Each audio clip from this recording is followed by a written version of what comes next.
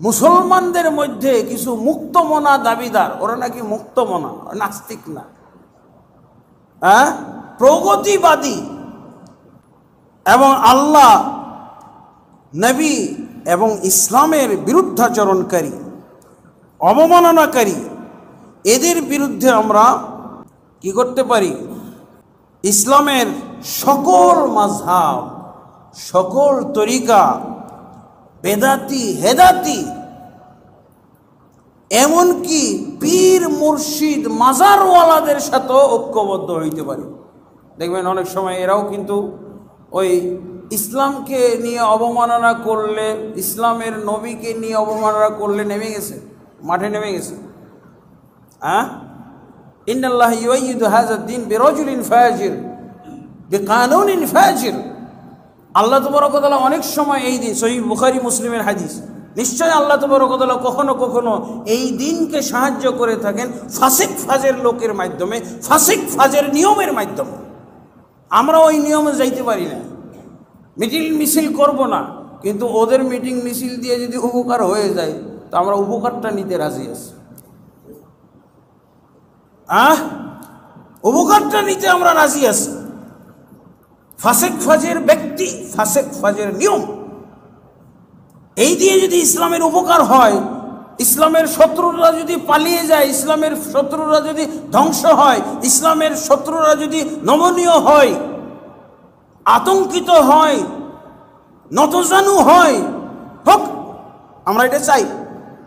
হয়তো আমরা ওই সিস্টেম ব্যবহার করতে পারবো না, কিন্তু কেউ যদি ব্যবহার করে কাম করে দেয়, যেমন ধরেন আজান দিতে হবে ফজরের, কিন্তু আমাদের দেশে তো প্রথম আজান নাই, তো প্রথম আজান শুনে তো উঠতে পারি না, কিন্তু হুজুরদের গজল শুনে তো উঠতে পারি। আমি গজল গাইব না, আমি গজল গাওয়ার সমর্থনও করি না, আমি আজানের সমর্থন করি, কিন্তু ওনারা যে বেদাতি প্রক্রিয়ায় যে জাগায়, তাহলে আমি জেগে গেলে কি রোজাটা রাখবো না? সেহরি খাওয়া জায়েজ না? আমার বেদাতি পদ্ধতিতে আমাকে জাগিয়ে দিয়েছে,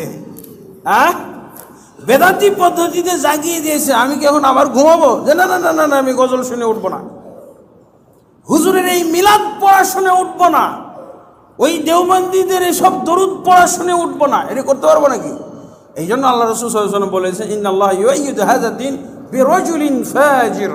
আল্লাহ তাবারক ওয়া তাআলা এই দিনকে সাহায্য করে থাকেন, এই দিন পালনে সাহায্য করে থাকেন ফাসিক ফাজের ব্যক্তি দ্বারাও, ফাসিক ফাজের নিয়ম দ্বারাও হয়ে যেতে পারে। কাঁটা দিয়ে কাঁটা তোলা বলা না, ইসলামের কাঁটা, ইসলামের বাধা যদি কোনো অনিসলামী পদ্ধতিতে, অনিসলামী ব্যক্তির মাধ্যমে যদি দূরীভূত হয়ে যায়, সমস্যা নাই। আবার ওই কাঁটা পুঁতে দেবেন নাকি?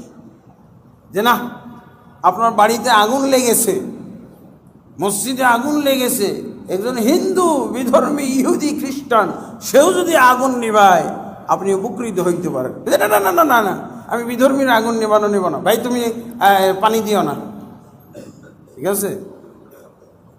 আমাদের ঐক্য এই পর্যায়েও আছে, সমর্থন করব, আমরা সেই উপকারটা গ্রহণ করব ইসলামের পক্ষে এসে গেলে, মুসলমানদের পক্ষে এসে গেলে। কিন্তু আমি চর্চা করব না, আমি ওই নিয়ম পালন করব না, কারণ আল্লাহ রাসূল সাল্লাল্লাহু আলাইহি ওয়াসাল্লাম আমাকে এই সুবিধা দিয়েছেন। আমি এই সুবিধাবাদী হইতে পারি, সুবিধাবাদী হওয়ার যদি দলিল থাকে তা আপনি দলিল অনুযায়ী সুবিধা গ্রহণ করবেন। সুবিধা বঞ্চিত হইতে বলছেন নাকি? আলহামদুলিল্লাহ। তা আমরা এই কারণে ঐক্যবদ্ধ হইতে